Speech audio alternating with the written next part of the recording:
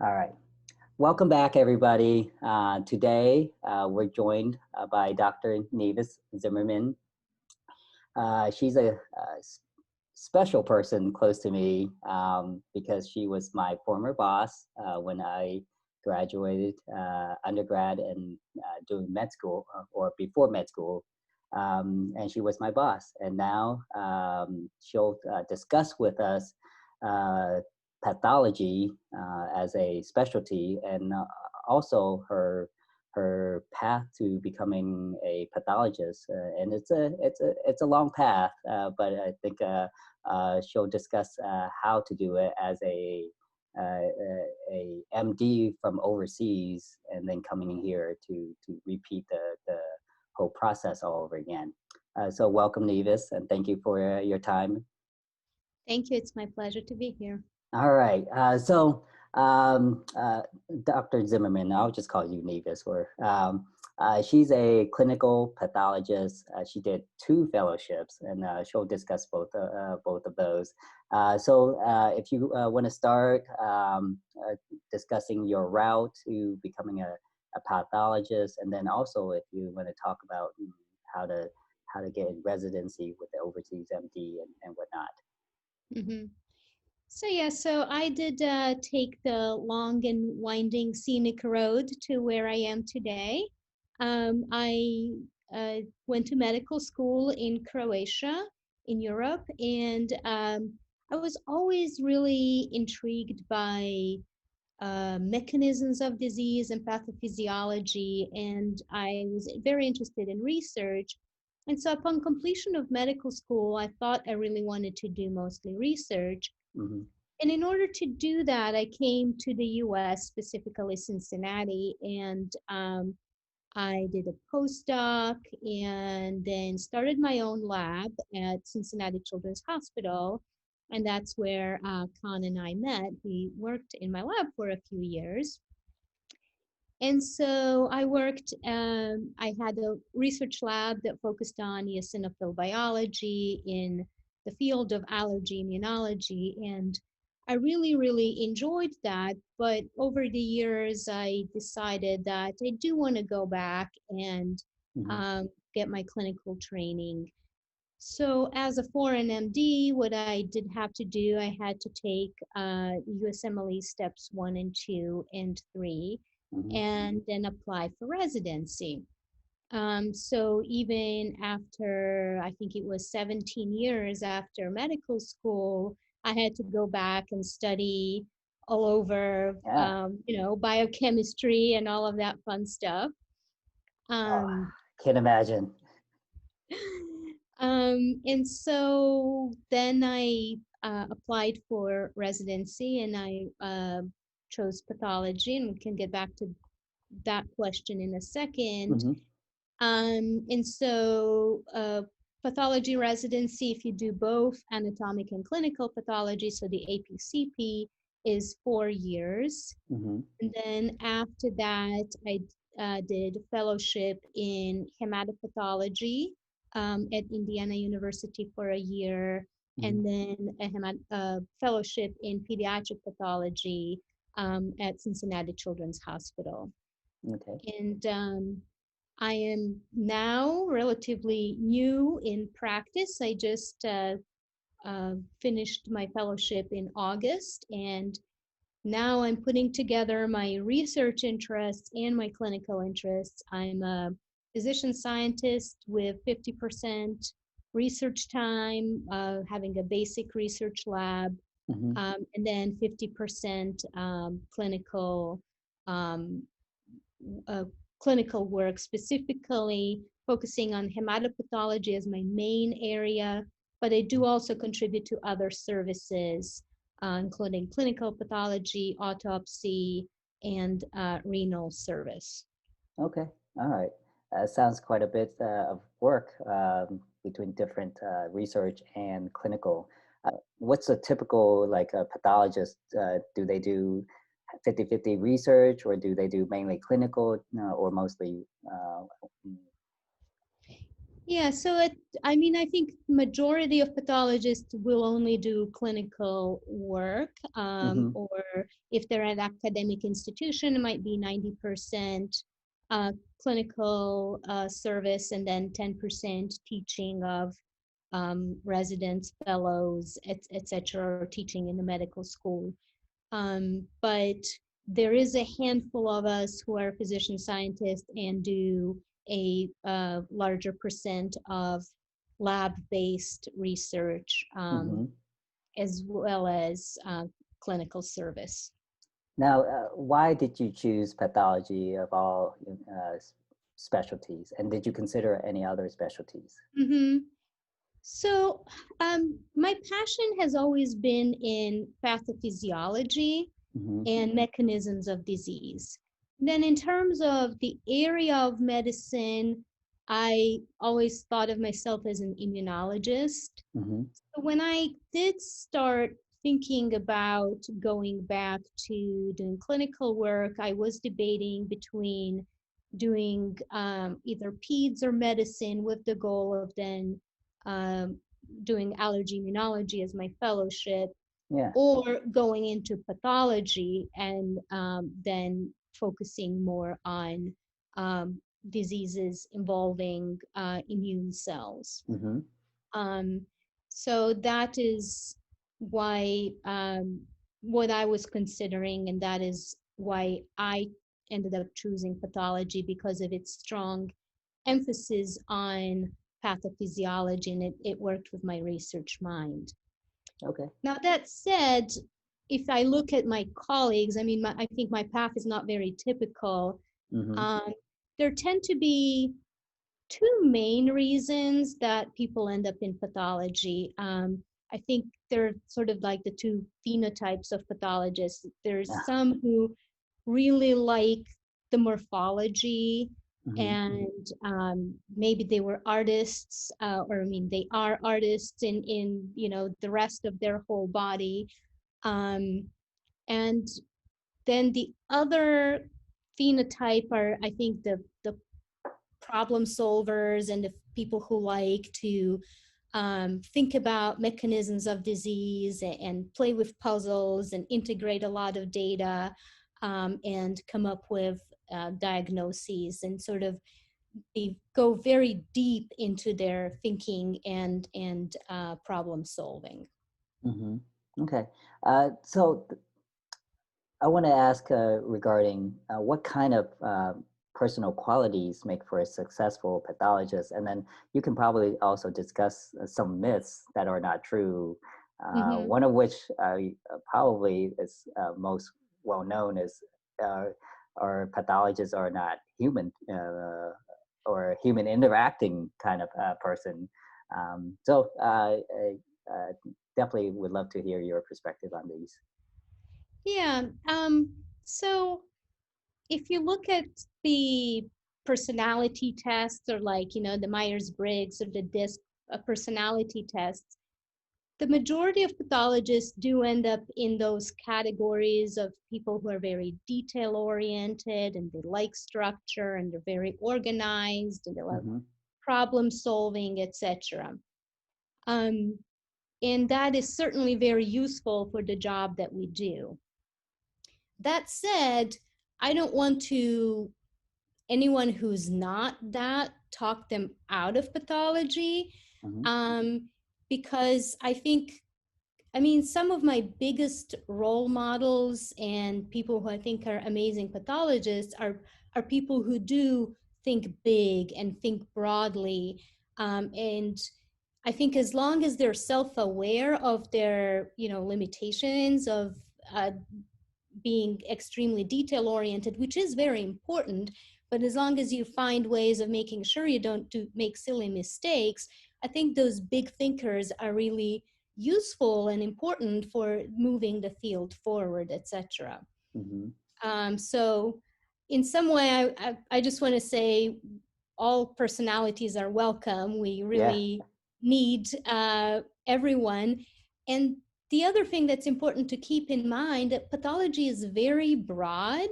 Mm-hmm. Um, It includes everything for clinical pathology surrounding the clinical lab, running the transfusion service. So blood bank and transfusion medicine is belongs under pathology. Um, Microbiology and other lab specialties are also under the umbrella of clinical pathology. Mm-hmm. And then you have all of the anatomic pathology with surgical pathology, all of the subspecialties under that, all Mm-hmm. the way to forensic pathology. So it's a very broad field, and I think there's a spot for every personality within that spectrum. Okay. Okay. It's, go ahead. But coming, yeah, to your question about myths and, not liking to talk to people and not Yeah. being a people person, we certainly do get a lot of that, that we're, the quirky ones that like to hide in the basement. Um, but, I think that there's some quirkiness is okay, but if anyone thinks that, um, if you're not a good communicator, you could hide in pathology.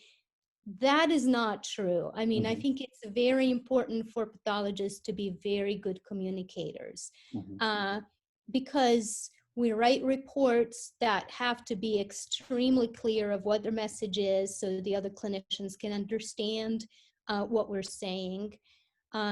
We present our findings at multidisciplinary tumor boards, where you have a variety of, other specialists, Mm-hmm.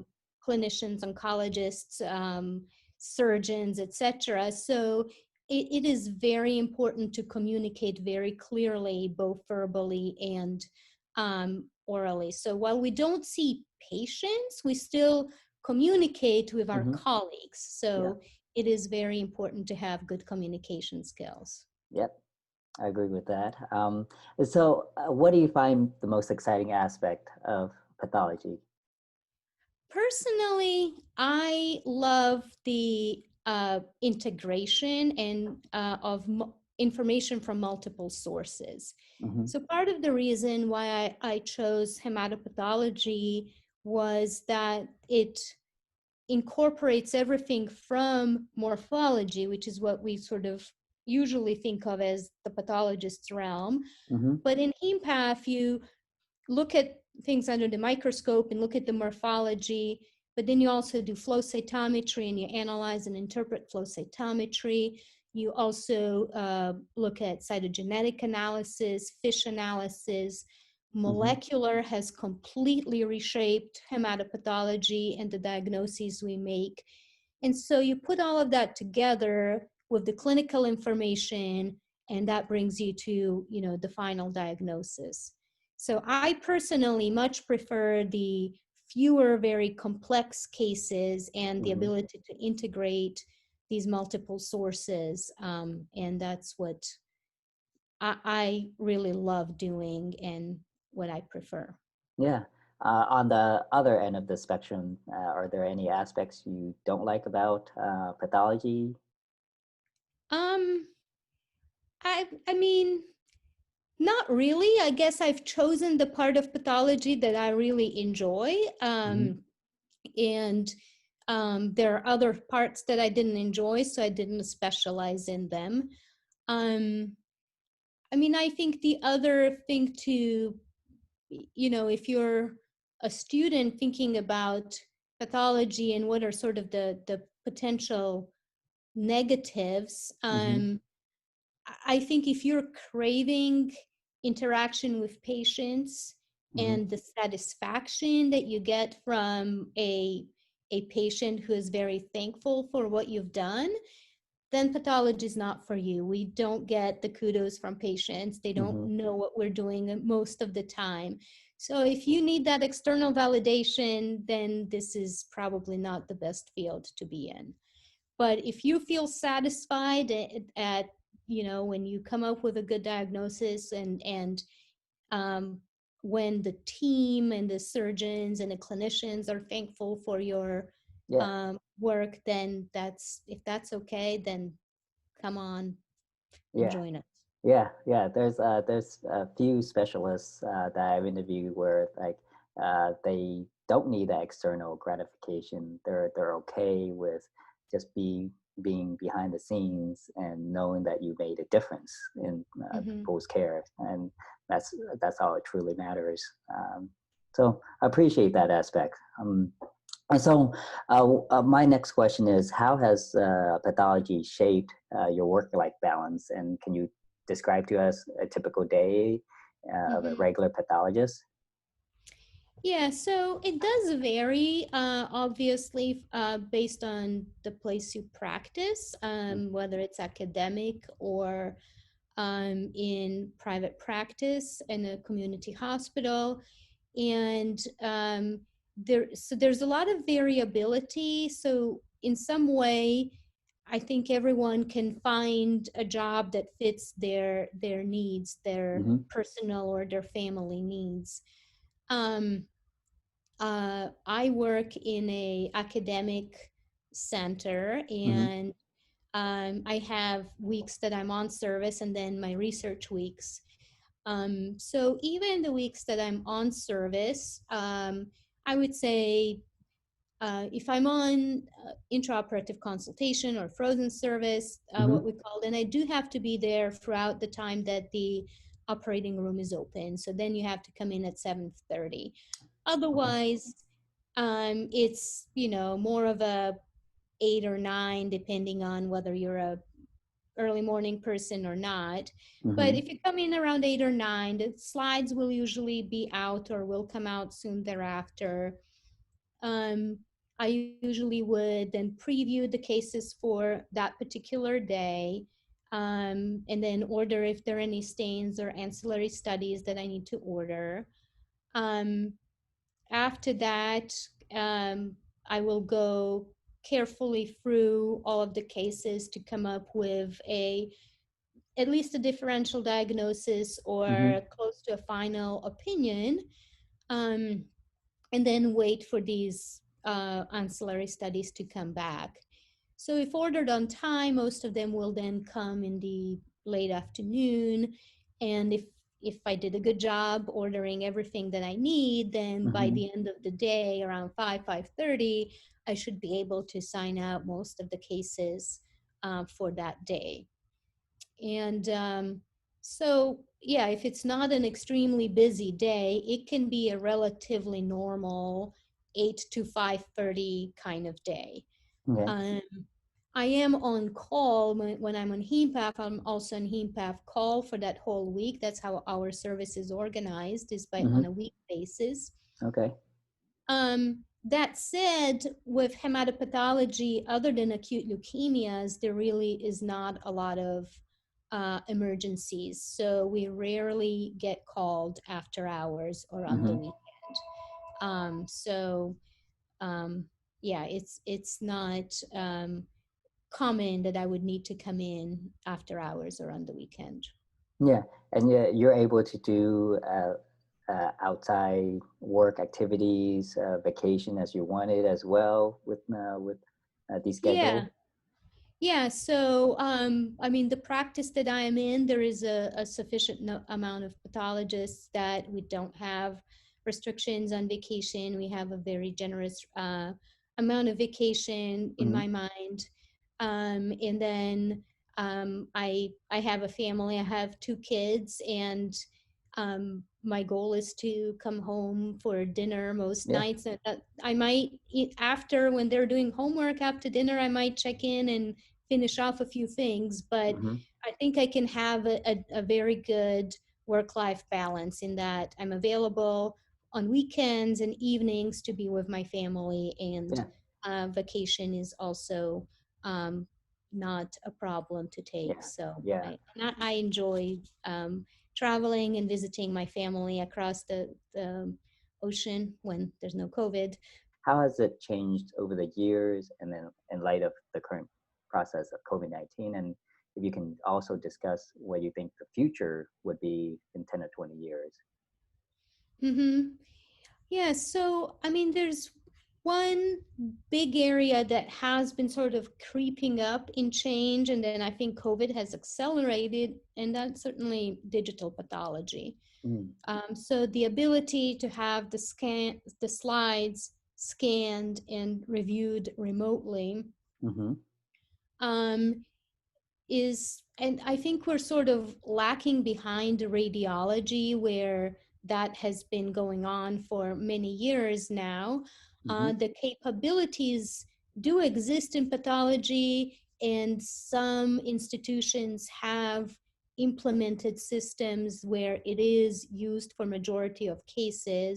mm-hmm, Um, but majority of institutions don't do it routinely, so we still are looking at glass slides. mm-hmm, Um, but and also for officially for diagnosis, it is a requirement that a glass slides are looked at.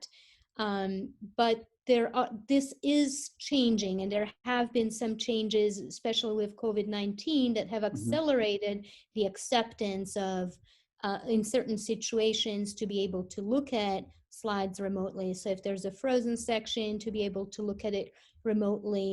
mm-hmm, If there's a cytology on site, to look at it remotely, or even if, if I'm looking at a case and I want a colleague to be able to give a second opinion, so that we don't have to sit in the same room and look at slides.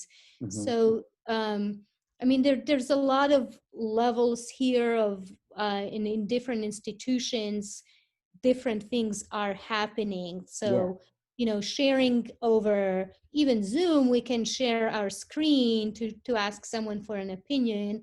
That's one part of it. But then the other part is to be able to really have the slides completely scanned and completely read remotely, is something that is not yet accepted, but I think we're moving in that direction. Okay. Yeah, that's a very interesting aspect. And I you touched upon radiology and digitalization, and I mean in radiology they talk about AI. Does that come up regarding the your thought process of the future as well?